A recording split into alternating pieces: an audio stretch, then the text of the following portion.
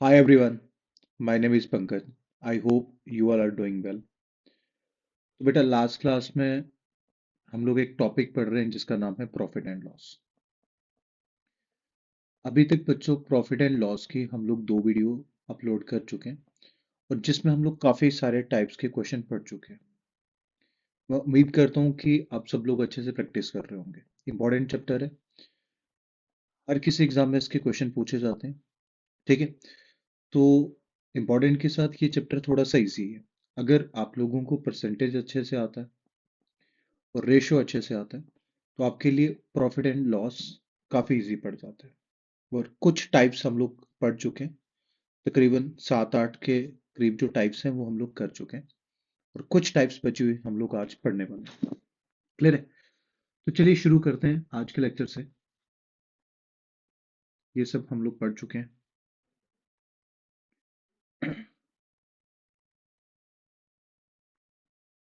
Okay, अब ध्यान देना कि जो आज का कंसेप्ट हम लोग पढ़ने वाले हैं वो कुछ इस तरह से है कि बेस्ड ऑन इफ। अब इफ का क्या मतलब है? ठीक है, इफ का क्या मतलब है यहाँ पे? सर इफ का ये मतलब है कि जैसे मैं कहता हूँ कि एक प्रोडक्ट ना मैंने 10% प्रॉफिट पे बेच दिया, पर मैं कहता हूँ कि अगर मैंने 10% प्रॉफिट पे नहीं, इसको 12% प्रॉफिट पे बेचा होता तो मुझे इतना फायदा होता। क्लियर है? तो इस तरह के क्वेश्चन से हम लोग डील करने वाले हैं। जैसे हम लोग आज का पहला क्वेश्चन लेके चलते हैं, है ना? पहला क्वेश्चन क्या कहता है, ध्यान से पढ़ना जरा। कहते हैं कि एक आर्टिकल को हम लोग सोल्ड करते हैं 10% लॉस पे। मैं मान लेता हूँ कि एक आर्टिकल की अगर सीपी थी 100, तो हमने उसको बेचा कितने का? सर आपने बेचा उसको 10% लॉस पे, दैट मीन आपने बेचा उसको 90 का। दैट मीन 90% पे हमने बेच दिया। कहते हैं कि अगर मैं इसको 9 रुपये ज्यादा बेचता, कितने रुपए बेचता? 9 रुपये ज्यादा बेचता, दैट मीन ये परसेंट में हम लोग ले रहे हैं। अगर सीपी थी 100% तो सेलिंग प्राइस कितना रहा होगा? 90%। कहते हैं अगर मैं उसको 9 रुपये ज्यादा बेचता तो कितने का गेन होता? सर 12.5% का गेन होता। दैट मीन बेचा उसको 10% लॉस पे। बट अगर मैं 9 रुपये उसको ज्यादा बेच देता तो मेरे को कितना प्रॉफिट होता? सर आपको 100 पे 12.5% का प्रॉफिट होता। दैट मीन मेरा प्रॉफिट बन जाता 112.5%। ये कब होता? जब 9 रुपये मैंने ज्यादा बेचा होता। क्लियर है? तो आपको क्या समझ आ रहा है कि ये जो पूरा गैप है, ये गैप किस कारण आना? इस 9 रुपीज के कारण आया। क्लियर है? और गैप कितने का है? 90 से लेके 112 तक। दैट मीन 22.5% का, 1/2% का जो गैप आ रहा है उसकी वैल्यू कितनी? 9 रुपीज। क्लियर है? इसी कारण आया गैप, है ना? कि अब ध्यान से समझना कि जैसे एक आर्टिकल ना मैंने 90% में बेचा था, बट अगर मैं 100 पे और ले लेता तो वो आर्टिकल का मुझे प्रॉफिट हो जाता, है ना? और प्रॉफिट भी कितना होता? 12.5% का प्रॉफिट होता। क्लियर है मेरी बात? ओके, तो हम लोग देखते हैं कि 12.5% की वैल्यू कितनी होती है ना। अगर मैं 22.5 का डबल, 22.5 मतलब ये गैप था कि ये कितने का रहा, इस तरह के क्वेश्चन में हम लोग गैप फाइंड करते हैं। गैप आ रहा है 22.5% का, अगर मैं गैप को डबल कर देता हूँ तो 45% की वैल्यू कितनी आ रही है? 18 आ रही है। क्लियर है? ओके, तो 90% की वैल्यू कितनी आ रही है? डबल कर देते हैं, 36 आ रही है। दैट मीन 90% की वैल्यू कितनी आ रही है? 36 आ रही है। मैं मान लेता हूँ कि अब मुझे 100% की फाइंड करनी है। क्लियर है? तो हम लोग ऐसे भी कर सकते हैं कि सर अगर 90 यूनिट बना दिया इसको, है ना, तो ये अपॉन 100 उस तरफ चला जाएगा, ये बन गया 3600। तो 90 से काटा जब, है ना, तो 90 से काटेंगे, जैसे एक तो कट गया यहाँ से, 0 से 0, 9 से काटा 4, तो दैट मीन अगर मैं 100% की बात करता हूँ तो हमारा जो आंसर होगा वो कितना आएगा? 40। दैट मीन 96% की वैल्यू कितनी थी? 30। बट अगर मैं 100% की वैल्यू करता हूँ तो वो कितनी आ जाएगी बच्चों? उस केस में 40 आ जाएगी। हाँ जरा, क्लियर है मेरी बात? अगर 90 यूनिट की वैल्यू दे रखी है ना, दैट मीन ये 90% दे रखा था, तो अगर हम लोग 100% की फाइंड करते हैं, जैसे यहाँ था। क्लियर है? तो अगर 90 यूनिट की वैल्यू क्या दे रखी थी यहाँ पे, अगर मतलब आप समझ रहे हैं ना कि 90% की वैल्यू को 36 दे रखी है, दैट मीन 90% की वैल्यू होती है 9/10। अगर 9 यूनिट की वैल्यू 36, तो 1 यूनिट की कितनी आ रही है? 4 आ रही है। क्लियर? और 10 यूनिट की कितनी आ जाएगी? 40 आ जाएगी। आप ऐसे भी कर सकते थे कि 90% की वैल्यू कितनी है?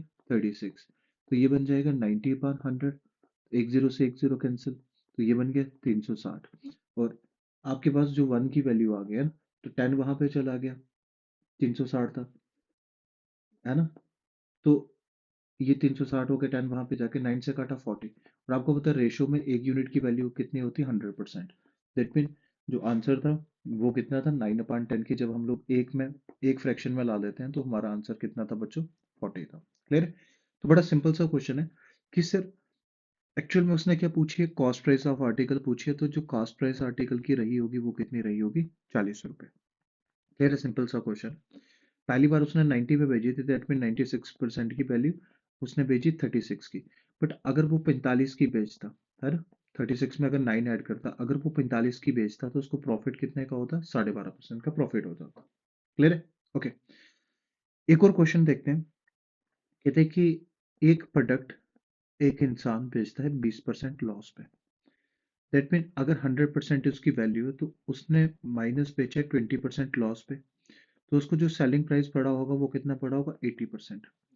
बट अगर कहता है अगर 12 रुपये ज्यादा बेच दिया होता तो उसको प्रॉफिट कितने का हो जाता? 10% का प्रॉफिट हो जाता। अब ये जो पूरा गैप है ये कितने का गैप है? 30% का। और 30% का जो गैप है वो किस कारण आया? 12 रुपए के कारण। दैट मीन 30% की वैल्यू कितनी आ गई? सिर्फ 30% की वैल्यू आ गई 12। और अगर मैं 10% की पूछता तो डिवाइड कर रहे हैं इसको 3 से, इसको भी 3 से, तो कितनी आ रही है? उस केस में भी 4। फाइंड क्या करनी है? सीपी। सीपी कितनी थी? 100%।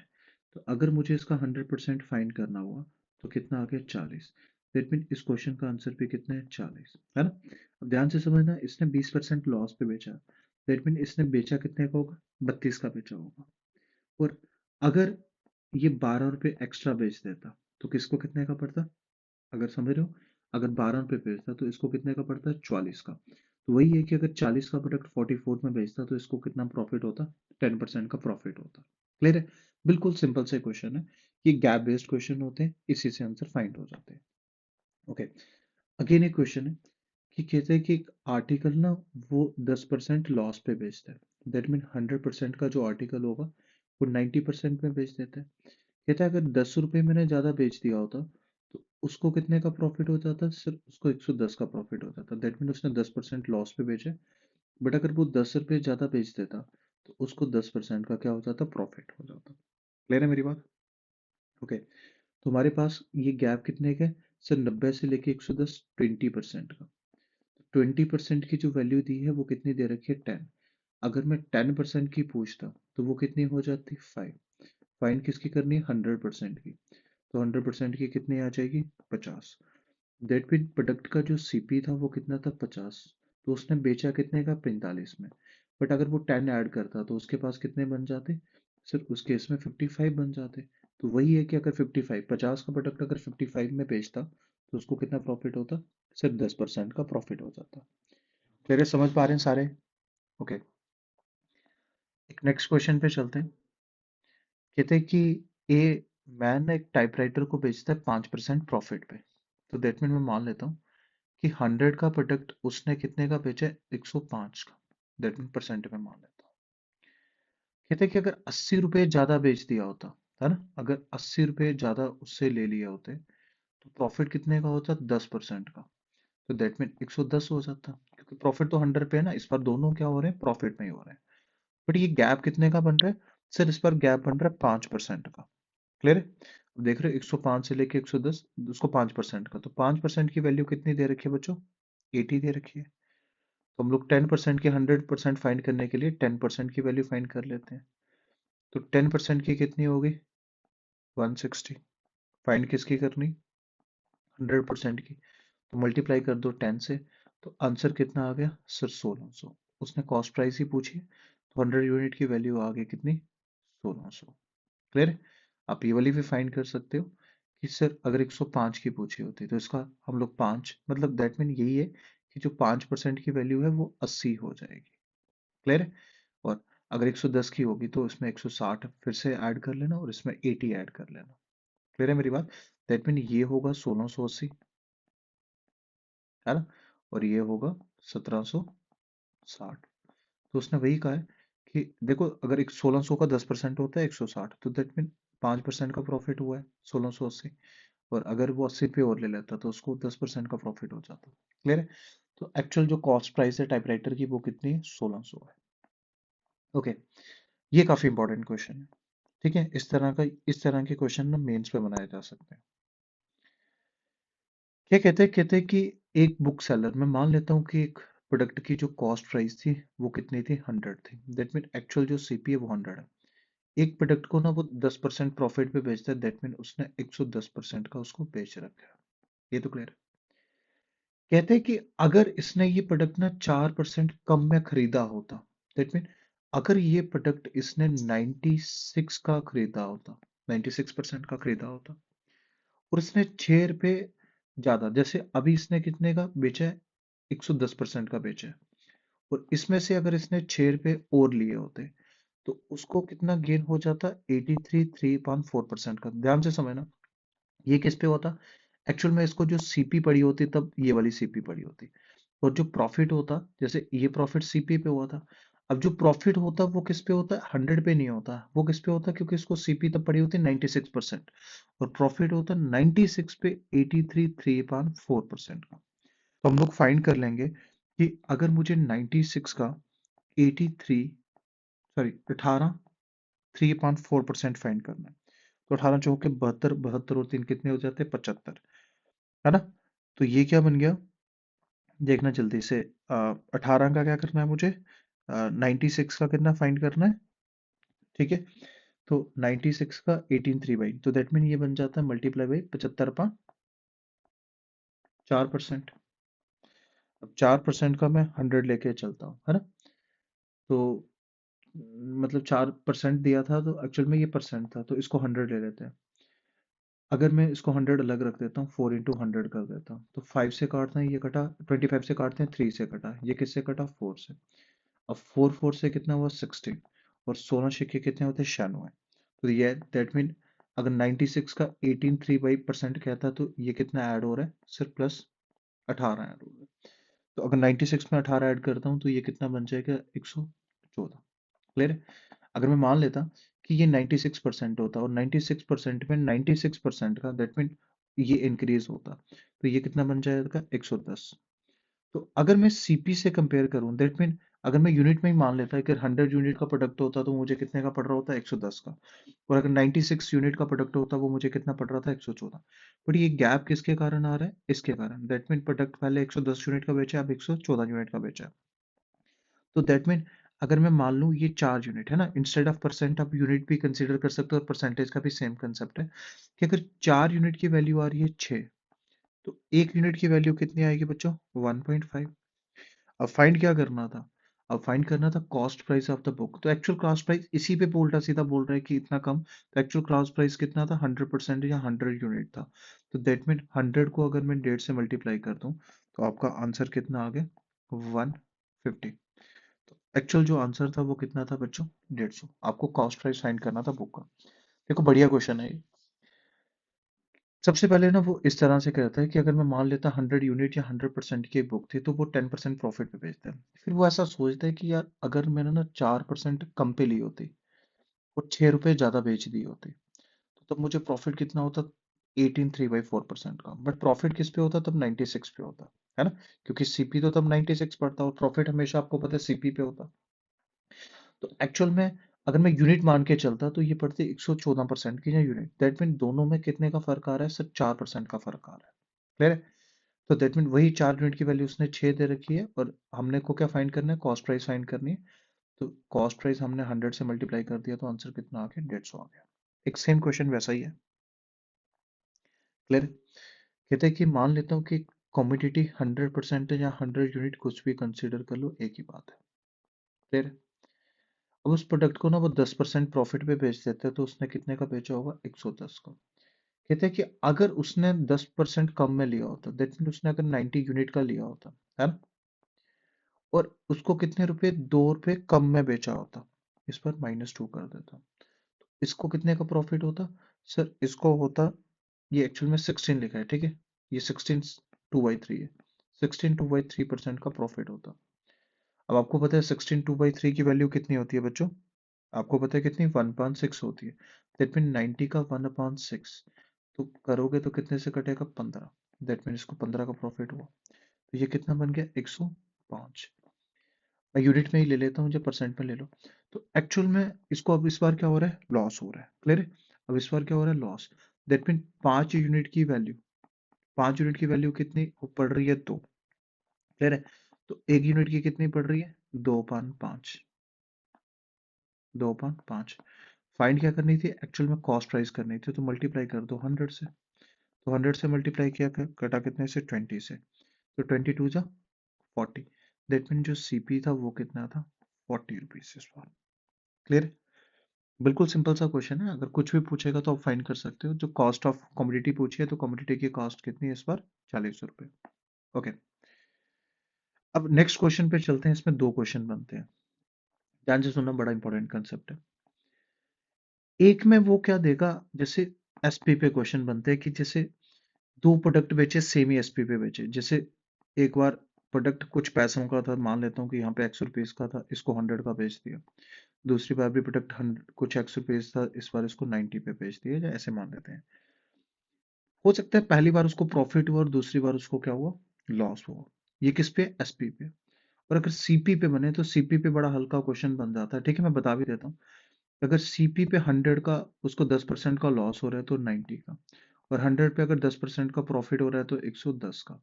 तो एक्चुअल में सीपी में अगर प्रॉफिट इक्वल टू लॉस हो तो दैट मीन, है ना, तो दैट मीन उसमें नो गेन और नो लॉस आता है। दैट मीन अगर एक प्रोडक्ट को सेम प्रॉफिट में बेच रहा हूँ और सेम पे मुझे लॉस हो रहा है, that mean profit equal to loss हो जाए तो उसमें मुझे कोई गेन या कोई लॉस नहीं होता है। बट एसपी का कंसेप्ट पे क्वेश्चन बनते हैं। क्लियर है? अब मेरी बात ध्यान से सुनना, मैं इन क्वेश्चन को ना 3-4 तरह से आपको बता सकता हूँ। ये फॉर्मूले पे भी होता है क्वेश्चन। क्लियर है? मैं फॉर्मूला भी बता देता हूँ, बट उससे पहले हम लोग ना क्वेश्चन को ऐसे ट्राई करते हैं। जैसे पहला क्वेश्चन समझते हैं। क्या कहते हैं कि एक शॉपकीपर बेचता है 2 सेट्स एट सेम प्राइस, तो दैट मीन एसपी क्या है? दोनों की सेम रहने वाली है। पहला वो बेचता है 20% प्रॉफिट पे। तो मैं अलग अलग तरीके सिखाता हूँ। जैसे पहला तरीका सिखाता हूँ आपको, फ्रैक्शन आता है। फ्रैक्शन में आपको पता है हमेशा जो इनिशियल है और फाइनल है, दो ही वैल्यू निकाली जा सकती है, बीच वाली वैल्यू नहीं निकलती है। तो मैं मान के चलता हूँ कि ये प्रोडक्ट का सीपी था, और पहला वाला वो कितने पे देते हैं? सिर्फ 20% प्रॉफिट पे देते हैं। अब आपको मालूम है कि 20% की वैल्यू कितनी होती है? 1/5। तो अगर मैं प्रोडक्ट की बात करूं तो पहले पे 5 का प्रोडक्ट था, और 5 का उसने कितने का बेचा? 6 का बेचा। अब दूसरी बार क्या होता है? उसको 20% का लॉस होता है। दैट मीन 5 पे लॉस हुआ 1 का, तो ये कितना बन गया? 4। क्लियर है? अब ध्यान से सुनना, ये एक तरह की ट्रिक होती है, फिर मैं इसको एक्सप्लेन भी कर देता हूँ। तो हम लोग ट्रिक में क्या करते हैं? इन दोनों को मल्टीप्लाई करते हैं। ये कितना बन गया? 5×25, और ये कितना बन गया? 6×4 = 24। तो इस पूरी ट्रांजैक्शन में ना उसको क्या हुआ?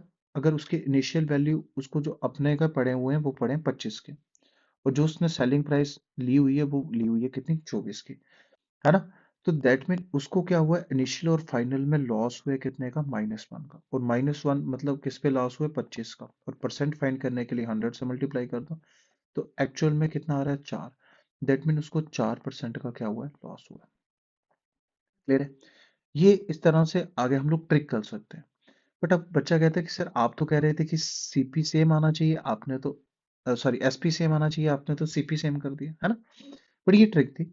एक्चुअल में क्या होता है कि अगर मुझे एसपी सेम करना है तो दोनों का एसपी सेम आना चाहिए। दैट मीन यहाँ पे भी 6 और यहाँ पे भी 6 होता है, जहाँ 4 होता है। तो आपको ऑलरेडी पता है कि अगर इक्वेशन को सेम करना है तो इस इक्वेशन को 4 से मल्टीप्लाई कर देंगे, और इस इक्वेशन को 6 से कर देंगे। तो अब मेरे पास इक्वेशन क्या है? 5 चौके 20, 6 चौके 24, ऐसे ही आई। ओके, आप इस वाले मेथड से भी कर सकते हैं, इससे भी कर सकते हैं, बट एक्चुअल मैं सिखा रहा हूँ कि बेसिक क्या है। अब सेकंड का क्या है? 6 से किया तो ये कितना बना? 30 बना। और 6 से किया तो ये कितना बन गया? 24 बन गया। अगर आप लोग बेसिक से कर रहे हो, दैट मीन अगर आप सीपी को क्या कर रहे हो? इक्वल कर रहे हो, तो उस केस में हम लोग ऐड करते हैं। 30 और 20, मेरे पास कितने पैसे खर्च हुए? 50। और मेरा पास मिले कितने हैं मुझे? 48। दैट मीन मेरी जो सीपी थी वो कितनी पड़ी है? 50। और जो एसपी पड़ी है 48। दैट मीन मुझे दो का लॉस हुआ है 50 पे, है ना? और अगर मैं 100 पे देखूँ तो मल्टीप्लाई कर देता हूँ 100 पे, तो दैट मीन मुझे 4% का लॉस हुआ है। क्लियर है? अगर आप बिल्कुल बेसिक से करना चाहते हो तो आप इस तरह से ना सीपी को क्या कर दीजिए? सेम कर दीजिए। क्लियर है? और ये ट्रिक भी काम की ट्रिक से भी चल जाता है। क्लियर है मेरी बात? जहां तक किसी को कोई दिक्कत? क्लियर है? ओके। अब ध्यान से समझना, एक फॉर्मूला भी हमारे पास होता है कि एक आर्टिकल को, ठीक है, जैसे मैं एक आर्टिकल को बेचता हूं जिसमें क्या सेम सीपी दी हुई थी, सेम सॉरी एसपी दी है। आप चाहे तो नोट कर लेना। If a man sells a article at same price and and makes, एक फॉर्मूला होता है, and makes profit of profit of X% on one and loss of X% on other, उसमें क्या होता है? There is always loss, there is always loss. उसको loss निकालने का फॉर्मूला क्या होता है? X square upon 100। ध्यान से समझना। अब ध्यान से समझना कि ये एक फॉर्मूला क्या कहता है। आप फॉर्मूले से करो या बेसिक से करो, सेम ही बात है। फॉर्मूला क्या कहता है कि अगर मैं दो प्रोडक्ट सेम सेलिंग प्राइस पे बेच रहा हूँ, दैट मीन दोनों प्रोडक्ट 120 के बेच रहा हूँ, मान लेता हूँ, और एक पे मुझे प्रॉफिट हो रहा है 20% का और एक पे मुझे लॉस हो रहा है 20% का, तो उस फाइनल ट्रांजैक्शन में हमेशा क्या हुआ होगा? लॉस ही हुआ होगा। कब? जब सीपी सेम हो, सॉरी एसपी सेम हो। जब सीपी सेम हो तो वहां पे ना लॉस होता है ना गेन होता है। जैसे ध्यान से समझना कि जैसे मैंने इस पे ही मान लिया था कि हमने क्वेश्चन में ही देखा ना कि एक प्रोडक्ट पे 20% का प्रॉफिट हुआ और एक पे 20 का लॉस हुआ है, तो एक्चुअल में उसको लॉस हुआ है 4% का। क्लियर है? जैसे अगर इसमें भी फॉर्मूला रखते हैं तो एक्स की जगह हमको क्या रखना था? 20 का स्क्वायर अपॉन 100। और 20 का स्क्वायर क्या बन जाता है? 400 अपॉन 100 करते, तो आपको लॉस कितने का हो जाता है? 4% का। वही फाइंड किया था। क्लियर है? बट अगर ऐसा सीपी में होता तो सीपी तो मैंने आपको बता रखा है कि अगर 100 में 20 का प्रॉफिट होता तो ये 120 बन जाता। अगर सीपी सेम होता, सीपी में तो कोई मसला ही नहीं है ना, कि अगर सीपी सेम है तो 100 में 120 बन गया अगर 20% का प्रॉफिट, और दूसरे 100 में 20% का लॉस, दैट मीन 80। तो अगर सीपी सेम है तो ये 200 हो गया और ये भी 200 हो गया, तो वहां पे ना लॉस होता है ना क्या होता है बच्चों? गेन होता है। क्लियर है? चले आगे। ओके। अब आपके सामने सेम क्वेश्चन है, आप चाहो तो फॉर्मूले से कर सकते हैं, आप चाहो तो मेथड से कर सकते हैं, आपकी अपनी चॉइस है ना? जैसे एक आर्टिकल को 10% प्रॉफिट पे बेचता है और एक को क्या करता है? 10% लॉस पे बेचता है। तो आपको पता है कि 10% प्रॉफिट पे अगर मैं पहले को बेच रहा हूँ तो 10 का क्या हो जाता है? 11। और दूसरे को 10% लॉस पे बेच रहा हूँ तो 10 का क्या हो जाता है? 9। तो आपको भी पता है कि हमेशा क्या होता है? लॉस ही होता है। 10 10 से 100 हो गए और 11 9 से 99। दैट मीन उसको क्या हो रहा है? 1% का, अगर 1% का लॉस हो रहा है 100 पे, दैट मीन 1% का लॉस हो रहा है। इवन आप फॉर्मूले का यूज करते हैं तो ये बन जाता है 10 का स्क्वायर अपॉन 100। क्लियर है मेरी बात? तो ये बन जाता 100 अपॉन 100। तो दैट मीन वैल्यू आती 1% का लॉस होता। इवन अगर आप सीपी सेम करते हैं तो इस इक्वेशन को 9 से मल्टीप्लाई करना पड़ता, इस इक्वेशन को 11 से करना पड़ता। तो ये कितना हो जाता? 90, है ना? और ये कितना आ जाता? 99। और इसको करते ये कितना आ जाता? 110। और ये कितना आ जाता फिर से? 99। दैट मीन ये कितना बन जाता आपका? 200। और ये कितना बन जाता आपका? 198। तो 200 पे कितने का लॉस हो रहा है? 2 पे। तो 2/200 आप कर लेते और मल्टीप्लाई कर लेते 100 से।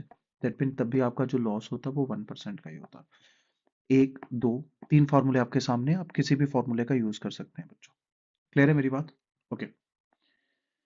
नेक्स्ट देखते हैं कि एक बंदा ना दो आर्टिकल बेचता है और 99 के दोनों बेचता है, मतलब पहला भी वो 99 का बेचता है, दूसरा भी वो 99 का बेचता है। अब पहले पे उसको 10% का प्रॉफिट होता है। तो आपको पता है 10% की वैल्यू होती है 1/10। तो दैट मीन 10 का प्रोडक्ट होगा तो बेचा कितने का होगा? 11। और दूसरे पे 10% का लॉस होता है कि अगर 10 का प्रोडक्ट होगा तो बेचा कितने का होगा? 9 का बेचा होगा। दैट मीन मैं पहला वाला मेथड यूज कर लेता हूँ कि 100 के प्रोडक्ट उसने कितने के बेचे, 99 के बेचे। क्लियर है? तो बस वही है कि अब एक्चुअली 99 के दो थे, तो हमारे पास टोटल 99 आ रहा है, तो मल्टीप्लाई कर देते हैं 2 से, है ना? तो कितने का हो रहा है, 198 के उसको प्रोडक्ट पड़े। क्लियर है? और इसको भी 2 से मल्टीप्लाई करना से पड़ता है कि 200 के प्रोडक्ट, है ना? 200 उसका अपना कॉस्ट प्राइस था, और सेलिंग प्राइस उसने दोनों बेच के उसको कितना मिला है, 90 198। दैट मीन दो का लॉस हुआ 200 पे। अगर दो का लॉस हुआ 200 पे, ठीक है? तो अगर परसेंटेज पूछिए तो आपको पता है, अगर दो का परसेंटेज 200 पे पूछ रहे हैं और मल्टीप्लाई कर दो 100 से, दैट मीन 1% का चेंज आ रहा है। क्लियर है? तो यही है कि लॉस हो, तो दैट मीन उसको 1% का क्या हो रहा है, लॉस हो रहा है। अब इसका कोई लेना देना नहीं है। क्लियर है? और लेना देना तब हो कि अगर जैसे ऑप्शन में अगर रुपीज में पूछा होता तो आंसर क्या आता, 2 रुपये का उसको क्या हुआ है, लॉस हुआ है। क्लियर है मेरी बात? ओके।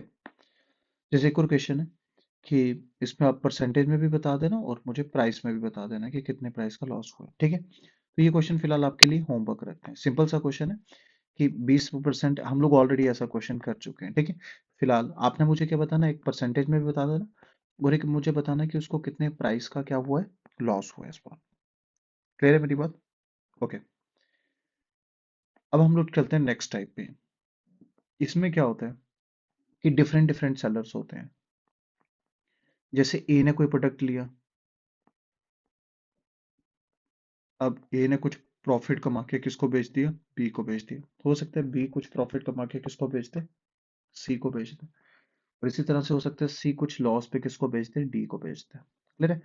तो इस तरह के बिल्कुल सिंपल से क्वेश्चन बनते हैं। जैसे इस पे सक्सेसिव गेन भी लग सकता है, जहां हमने काफी सारे मेथड पढ़े हैं चेन वाले, तो उस तरह से लग जाते हैं।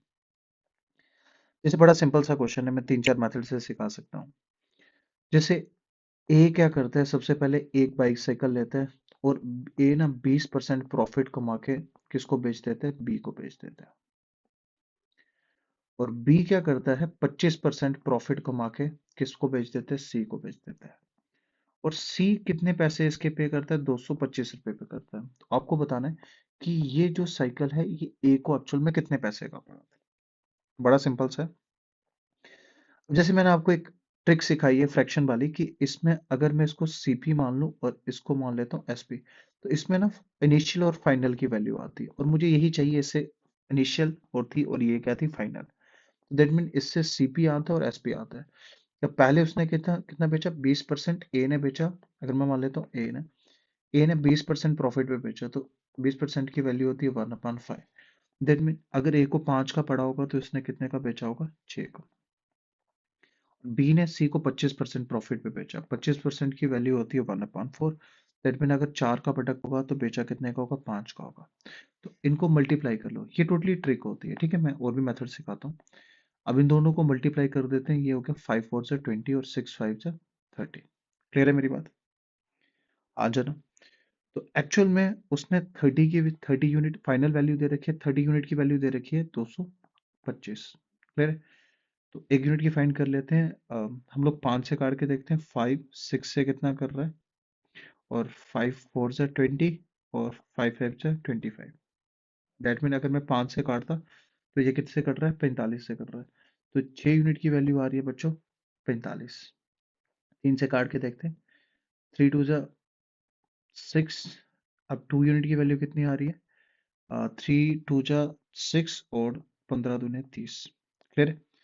अब अगर 2 यूनिट की वैल्यू है 15, फाइंड किसकी करनी है, 20 यूनिट की, तो मल्टीप्लाई कर देते हैं 10 से। तो 20 यूनिट की वैल्यू कितनी आ रही है, 150। दैट मीन स्टार्टिंग में इस बंदे को ना ये जो पड़ा होगा, ये कितने का पड़ा होगा, 150 का पड़ा होगा। और बाद में सी को कितने का बेचा है, 225 को बेचा है। तो इस वाले मेथड से ना फाइनल और इनिशियल की वैल्यू फाइंड कर सकते हैं, बीच वाली वैल्यू फाइंड नहीं कर सकते। अगर आपने बीच वाली वैल्यू फाइंड करनी है तो मैंने आपको एक और मेथड सिखा रखा है, जिसको हम लोग क्या कहते थे, पड़ोसी मेथड, जो प्लेस वैल्यू मेथड हम लोग बोलते हैं। अब इसमें मान लेता हूँ ए ने बेची बी को और बी ने बेची सी को। अब इसमें ना ये हम लोग सीआई में भी यूज करते हैं और यहाँ पे भी यूज करते हैं। अब इस मेथड का क्या खासियत है कि इसमें हम लोग हर किसी की वैल्यू फाइंड कर सकते हैं।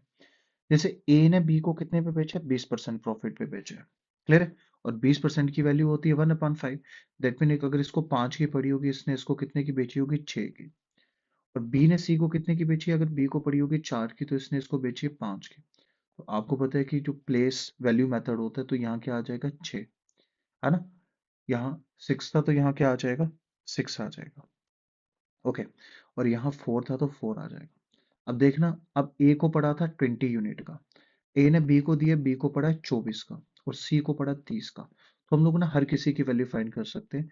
30 यूनिट की वैल्यू उसने दे रखी थी कितनी? 225। तो इससे हमने ना 2 यूनिट की वैल्यू फाइंड कर ली थी। 2 यूनिट की वैल्यू कितनी आई थी अपने पास? 15। क्लियर?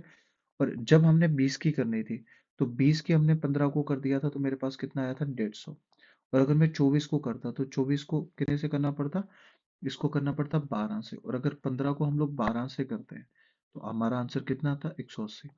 अब ध्यान से सुनना, अगर वो अलग अलग का पूछता तो इस वाले मेथड से ना सबका आंसर निकल जाता। दैट मीन ए को कितने का पड़ा है? 150 का, बी को कितने का पड़ा है? 180 का, और सी को कितने का पड़ा है? 225 का। क्लियर है? तो इस वाले मेथड से क्या होता है कि जब हम लोग कंपाउंड इंटरेस्ट फाइंड करेंगे वो भी इस मेथड से जल्दी से निकल जाता है। बट ये वाले क्वेश्चन ना अगर कोई भी मैं पूछ लेता हूँ, जैसे इस वाली ट्रिक से क्या होता है, इससे हमेशा इनिशियल और फाइनल की वैल्यू निकलती है। दैट मीन आप स्टार्टिंग का सीपी बता सकते हो और फाइनल का बता सकते हो, बट बीच वाला इसमें क्या होता है नहीं पता चलता है। बट ये वाला मेथड ज्यादा बढ़िया है। क्लियर?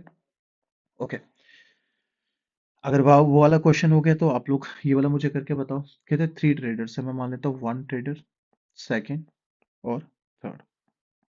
फिर आप किसी भी मेथड से कर लो, अगर आपको सिर्फ सीपी बतानी है फॉर द फर्स्ट ट्रेडर, यहाँ पे लिखा होगा, ठीक है? तो फॉर द फर्स्ट ट्रेडर की आपको बतानी है सीपी। तो अगर आपको जल्दी करना है तो आप कर सकते हो 25% का ना, तो 4 से 5, 4 से 5, 4 से 5। अगर आपको सीधा आंसर करना है तो ये कितना आ जाएगा? 4 4 से कितना किया? ये आ गया 64। और बेचा कितने का? 125 का। दैट मीन फाइनल वाले को कितने का पड़ा? 200। दैट मीन 125 यूनिट की वैल्यू उसने क्या दे रखी है? 250। तो 1 यूनिट की वैल्यू कितनी होगी? 2। तो दैट मीन स्टार्टिंग में उसका जो प्राइस था वो कितना था? 128 रुपये। क्लियर है? तो आपको क्या पूछा है? स्टार्टिंग का पूछा है। तो इस वाले मेथड से ना हम लोग डायरेक्टली जल्दी से आंसर फाइंड कर पाते हैं। बट अगर आपको सबके चाहिए थे, ठीक है, जैसे मैं मान लेता हूँ 3 सक्सेसफुल ट्रेडर ने आगे बेचा हुआ है, 1 2 3 और 4। अब ध्यान से सुनना कि पहले ने कैसे बेचा है? 4 से बेचा हुआ है 5, दूसरे ने 4 से बेचा हुआ है 5, और फिर तीसरे ने बेचा हुआ है 4 से 5। फिर तीनों ने अलग अलग बेचे हुए हैं। तो यहाँ 5 और 5 लिख लेना, यहाँ 5 लिख लेना, यहाँ 4 लिख लेना, यहाँ 4 लिख लेना, ये 4 लिख लेना। तो स्टार्टिंग का कितना था? 64। 5 चौके 20, 20 चौके 80, 5 में 25 चौके 100। और इसको कितने का पड़ा? 5 में 25, 25 में 125। फिर तो लास्ट वाले को जो सबसे 3 ने आगे आगे दिया था, जैसे पहले ने दूसरे को दिया 25% प्रॉफिट पे, दूसरे ने तीसरे को दिया 25% पे, तीसरे ने दिया चौथे को 25% पे, और लास्ट वाले को ये कितने का पड़ा? 250 पे। अगर मैं थर्ड वाले को कहता, थर्ड वाले को ये पड़ा होता 200 का, इसको पड़ा होता 160 का, और स्टार्टिंग वाले को पड़ा 128 का। तो उसने स्टार्टिंग की सीपी पूछी है तो आप इससे आंसर फाइंड कर सकते हो। और आपको जल्दी आंसर फाइंड करना है तो इस वाली ट्रिक से आपका आंसर क्या आ जाएगा बच्चों? एकदम से जल्दी से बन जाएगा। क्लियर है मेरी बात? ओके, अब कुछ रैंडम क्वेश्चन है, ठीक है, सिंपल से क्वेश्चन है। कहते हैं difference between the selling price of article at 10% profit. अगर मान लेता हूँ कि एक प्रोडक्ट की थी सीपी 100 यूनिट, तो उसका सेलिंग प्राइस उसको 10% प्रॉफिट पे बेचा, दैट मीन 110 पे बेचा हुआ। और वही सीपी अगर 100 और उसको बेचा होता 115% प्रॉफिट पे, तो दोनों में जो डिफरेंस आता वो कितने का आता? 10 रुपए का। तो दैट मीन 5 यूनिट की जो वैल्यू है वो कितनी है? 10। सिंपल सा क्वेश्चन है, 5 यूनिट की वैल्यू दे रखी है 10, तो 1 यूनिट की वैल्यू आ गई कितनी? 2। पूछा क्या? Find the cost price of the article. Cost price कितनी थी? 100। दैट मीन हमारा आंसर कितना आ गया? 200। क्लियर है? देखो मैं एक बार रिपीट कर देता हूँ, बड़ा सिंपल सा क्वेश्चन है। कहते हैं कि एक प्रोडक्ट को ना मैं अगर 10% प्रॉफिट पे बेचूं और 15% प्रॉफिट को बेचता तो मुझे ना सिर्फ 10 रुपए का फर्क पड़ता। क्लियर है? कितने का फर्क पड़ता? 10 रुपए का फर्क पड़ता। ध्यान से समझना, जैसे मेरे पास एक कोई चीज है, अगर मैं उसको 10% प्रॉफिट पे बेचता या फिर 15% प्रॉफिट पे बेचता, बट दोनों में डिफरेंस कितना आता है? 10 का। दैट मीन 5% के कारण जो डिफरेंस आ रहा है वो कितना आ रहा है? 10। तो 1% की वैल्यू कितनी आ गई? 2। तो 100% की वैल्यू कितनी आ जाती बच्चों? 200 आ जाती। इसके साथ ही एक और क्वेश्चन है, ठीक है, ये भी एक इंपॉर्टेंट सा सिंपल सा क्वेश्चन है। क्लियर है? अब देखना जरा, कहता है कि the difference between the cost price of article, the selling price and CP of an article is 210। फिर अब प्रॉफिट परसेंटेज कितनी है? 100, सॉरी 25%। तो आपको पता है 25% की वैल्यू कितनी होती है? 1/4। दैट मीन एक प्रोडक्ट का जो सीपी था वो रहा होगा 4, और एक प्रोडक्ट का था एसपी, वो कितना रहा होगा? 5। और इन दोनों का डिफरेंस कितना है? 1 यूनिट। और वही डिफरेंस की वैल्यू दे रखी है उसने 210। अब आपको पूछा गया find the CP of article, तो 210 को हम लोग किससे मल्टीप्लाई कर देंगे? 4 से। 4 को 0 से किया 0, 4 1 से 4, और 4 को 2 से किया तो कितना आ गया? 840। अगर अब उसकी एसपी पूछता तो एसपी कितनी आ जाती? इसमें 210 ऐड कर लेते, दैट मीन 1050 आपका आंसर बन जाता। क्लियर है? आपको पूछा गया सीपी, पूछा है सीपी तो 840 है, और एसपी पूछी होती तो 1050 था। ठीक है, तो इसके साथ ही बच्चों हमारा एक इंपॉर्टेंट चैप्टर खत्म होता है, प्रॉफिट एंड लॉस। और प्रॉफिट एंड लॉस में ना हमने काफी सारे टाइप्स के क्वेश्चन पढ़े, तकरीबन 8 से लेके 10 तरह के क्वेश्चन हम लोगों ने पढ़ चुके हैं। आप पहले क्या कीजिए, अपनी नोटबुक पे अच्छे से इनके नोट्स बनाइए बच्चों। उसके बाद आप कोई भी बुक आपके पास जो अवेलेबल है अच्छे से प्रैक्टिस कीजिए। सबसे पहले इन्हीं क्वेश्चन को 2 बार प्रैक्टिस कर लो, ठीक है? और उसके बाद आप कोई भी बुक लेके अच्छे से क्या करो बेटा, प्रैक्टिस करो, ठीक है? उसके बाद आप कहीं से भी क्वेश्चन लगा सकते हैं। सबसे पहले देखो, मैं तो ऐसे बुक रिकमेंड कर देता हूँ कि आप किरण पब्लिकेशन लगा लीजिए, जहाँ सर्वेश कुमार लगा लीजिए। बट दिक्कत क्या है कि जैसे आप किसी भी एग्जाम की तैयारी कर रहे हैं तो फर्स्ट ऑफ ऑल आपके पास जो भी बुक अवेलेबल है ना, आप वहां से लगा लो। और अगर आप सीबीटी की तैयारी कर रहे हो तो आप लोग कोशिश क्या करो कि आपके पास अगर कोई ई बुक पड़ी हो तो ई बुक से लगाया करो। क्लियर है? क्योंकि आजकल एग्जाम मैक्सिमम सीबीटी रहते हैं, तो सीबीटी में क्या होता है कि ऑफलाइन और सीबीटी में थोड़ा सा फर्क होता है। दैट मीन सीबीटी में क्या होती है कि जो डिस्प्ले होती है वो आपके सामने होती है, आप ऐसे बैठे होते हो, तो डिस्प्ले होती है 90 डिग्री पे होती है। तो कोशिश करो कि इसी तरह से अगर आपका सीबीटी मोड में कोई भी एग्जाम है, जैसे बैंक सीबीटी में होता है, आपका जो एसआई होने वाला है ये भी सीबीटी पे होगा, ठीक है? तो सीबीटी में कि अच्छा है कि आप ई बुक से पढ़ पाओ। क्लियर है? बाकी आपकी अपनी चॉइस, आप कहीं से भी पढ़िए, सब एक ही बात है। क्लियर है? तो इसके साथ ही बच्चों हमारा प्रॉफिट एंड लॉस खत्म होता है। अब हम लोग देखते हैं कि नेक्स्ट चैप्टर एसआईसीआई स्टार्ट करेंगे, ठीक है? एसआईसीआई सिंपल सा चैप्टर है, और आधे कंसेप्ट आपको ऑलरेडी पता है, ये परसेंटेज और रेशियो पे ही चलते हैं, प्रॉफिट एंड लॉस पे हमने पढ़ लिया। नेक्स्ट कंसेप्ट हम लोग पढ़ने एसआईसीआई वाले। फिर आपका अर्थमेटिक का थोड़ा सा ही पोर्शन रहता है, ठीक है? तो आज फिलहाल इस लेक्चर के साथ हम लोग खत्म करते हैं, ठीक है क्लास? Thank you.